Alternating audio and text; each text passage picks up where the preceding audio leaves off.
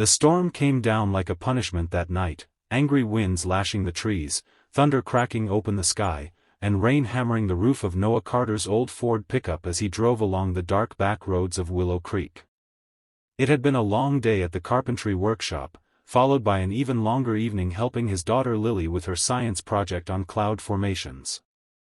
Now, nearing 10 p.m., he was finally making the short drive home from the 24-hour convenience store, the truck bed loaded with some emergency groceries and, of course, the marshmallows Lily had begged for. His eyes flicked to the rearview mirror, where his 6-year-old daughter sat bundled up in her booster seat, her eyelids drooping and a half-eaten candy bar melting into her fingers. "Hang in there, sweetheart. We're almost home," he said, giving a tired smile. Lily didn't respond. She had already nodded off, her head tilted against the window, strands of chestnut hair stuck to her cheeks. Noah had adjusted to the stillness that followed his wife's absence. Melissa had been the heart of their home, her laughter filling the hallways and her singing dancing with the wind.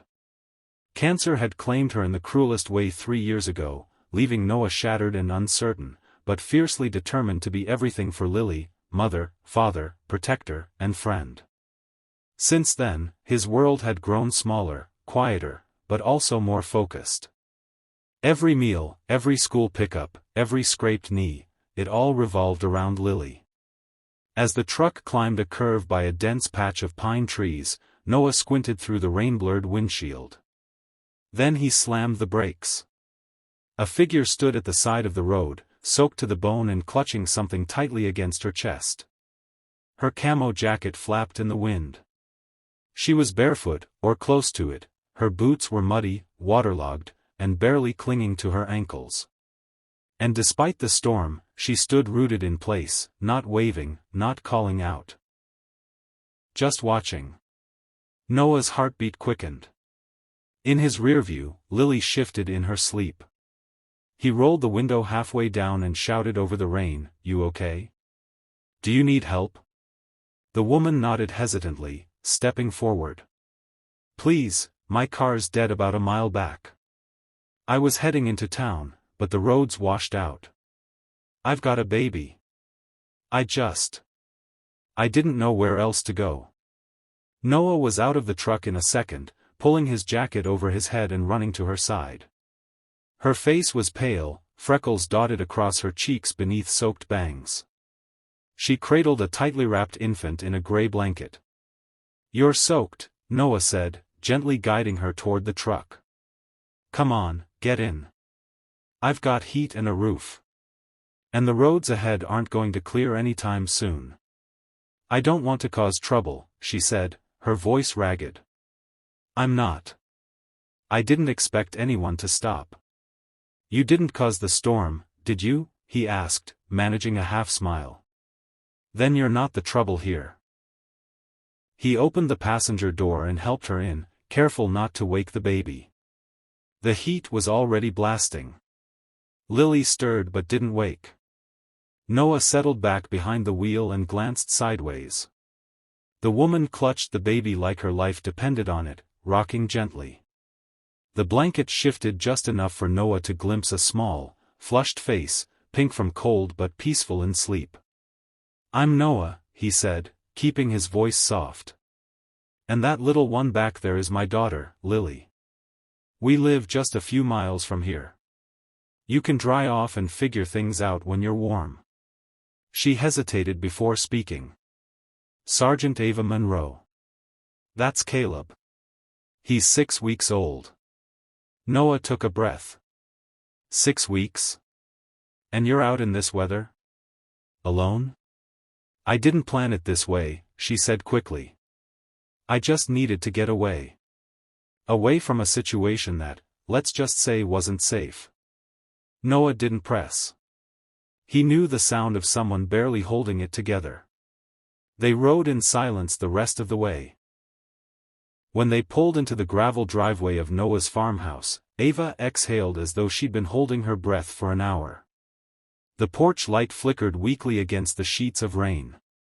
Noah carried Lily in first, setting her gently on the couch and covering her with a blanket.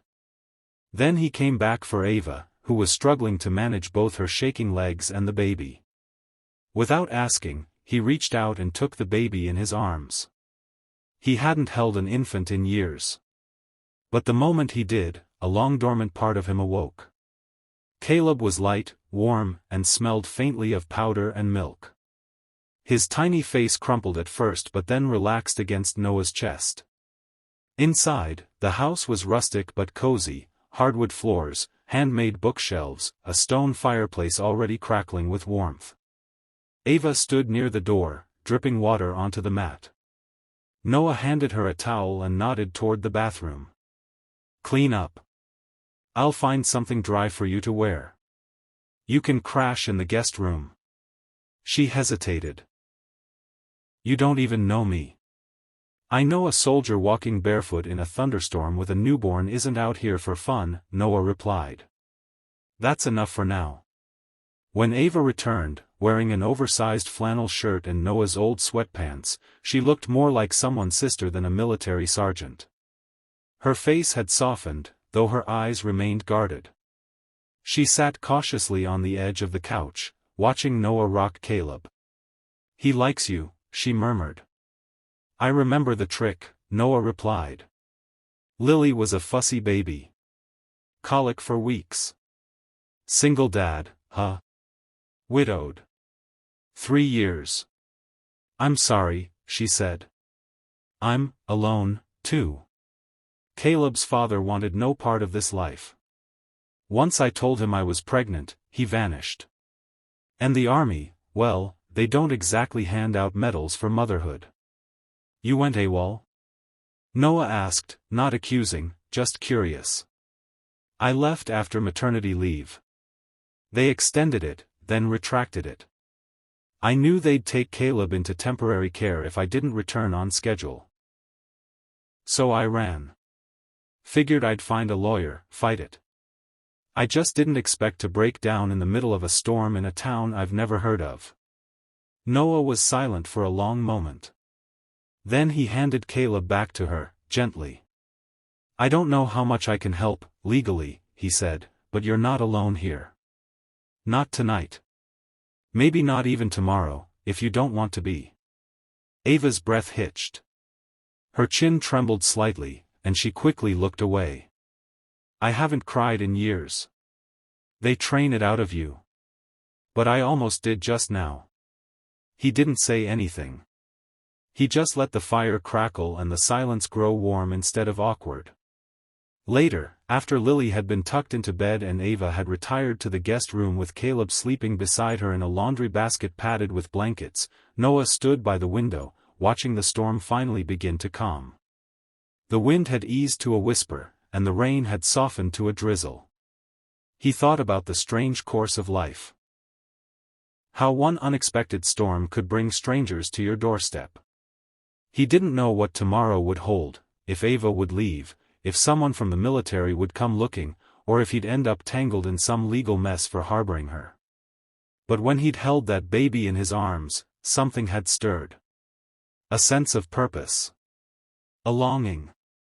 Not just for his own past, but for the future, for family, for connection, for the chance to protect again. In another room, a baby dreamed peacefully beside his fugitive mother. In this one, a single father stood still and wondered if destiny hadn't just knocked on his door, in the middle of a storm, carrying a child who, with one sleepy sigh, had already melted his heart.